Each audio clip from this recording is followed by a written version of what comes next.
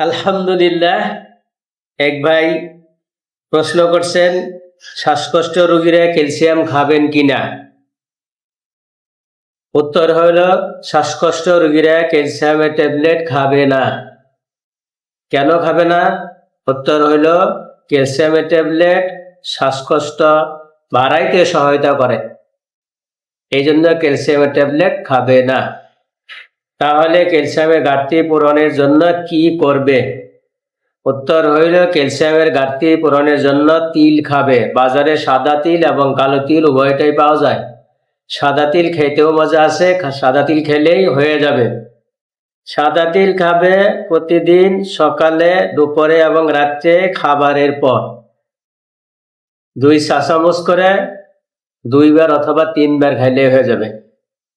2 নম্বর হবে কাঠবাদাম খাবে। নিয়মিত কাঠবাদাম খাবে। এক একটা কাঠবাদাম ভালো করে চিবিয়ে চিবিয়ে চিবিয়ে চিবিয়ে খাবে। প্রতিদিন কত পিস খাবে? প্রতিদিন উত্তর হইল, প্রতিদিন 15 থেকে 20 পিস খাবে, অর্থাৎ 24 ঘন্টার মধ্যে 15 থেকে 20 পিস খাবে। এতে ইনশাল্লাহ তার ঘাটতি পূরণ হয়ে যাবে। ইনশাল্লাহ উত্তরটা পেয়েছে।